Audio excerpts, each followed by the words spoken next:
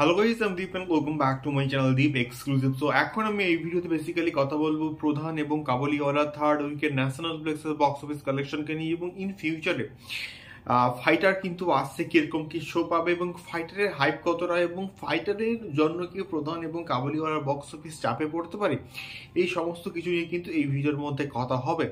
So প্রথমে যদি আসি ন্যাশনাল প্লেক্সের থার্ড উইকের কালেকশনকে নিয়ে, প্রধান কিন্তু মানে থার্ড উইকে কিন্তু ন্যাশনাল প্লেক্স থেকে মানে পিভিআর, আইনক্স এবং সিনেপলিস এই তিনটে মিলিয়ে কিন্তু প্রধান, এবং এর মধ্যে কিন্তু এসবিএফ সিনেমাস বলি বা সিঙ্গেল স্ক্রিন বলি বা অন্যান্য লোকাল মাল্টিপ্লেক্স কিন্তু ইনক্লুডেড নেই। তো থার্ড উইকে প্রধান কিন্তু প্রায় 24 লক্ষ টাকা কিন্তু কালেকশন করতে পেরেছে মানে ন্যাশনাল প্লেক্স থেকে। এবারে তিনটে উইক মিলিয়ে কিন্তু প্রধান প্রায় 1,58,00,000 টাকা কিন্তু কালেকশন করতে পেরেছে, যেটা প্রচন্ড কিন্তু ভালো এই সময় দাঁড়িয়ে, এবং যেখানে ডাঙ্কি এবং সালারের মতো কিন্তু ছবি মুক্তি পেয়েছে এবং যার সঙ্গে ক্লাস করে এই কালেকশনটা কিন্তু প্রচন্ড ভালো।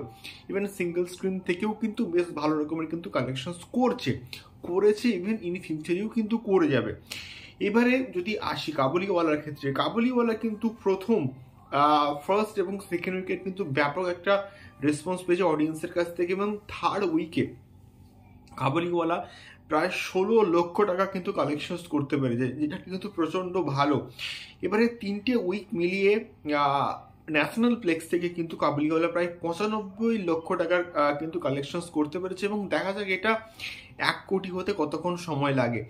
এবারে মানে ফার্স্ট উইকে যা শো পেয়েছিল, সেকেন্ড উইকে কিন্তু একটু শো সংখ্যা বেড়েছিল এবং হল সংখ্যাও কিন্তু বেড়েছিল, এবং থার্ড উইকে গিয়ে কিন্তু অনেকগুলো ছবির সঙ্গে কিন্তু ক্লাস করছে, এবং বাদামি হায়নার কবলে বলি বা আমাদের গুন্টুর কারাম বলি বা হনুমান বলি, এই সমস্ত ছবি একসঙ্গে কিন্তু অনেকগুলো করে শো পেয়েছে।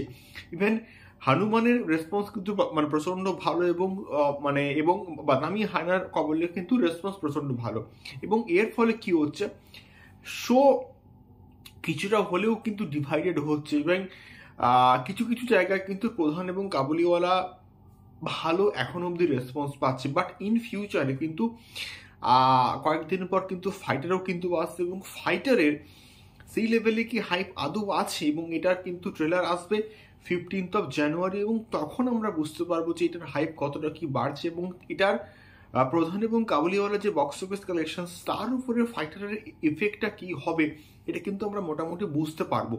এবারে দেখা যাক, ফাইটার না আসা অব্দি কিন্তু প্রধান এবং কাবুলিওয়ালা কিন্তু টুকটুক করে এরকম ব্যাটিং করেই যাবে, এবং এরকম দিনে হয়তো 2 লাখ 3 লাখ 4 লাখ করে কিন্তু কালেকশন করেই যাবে।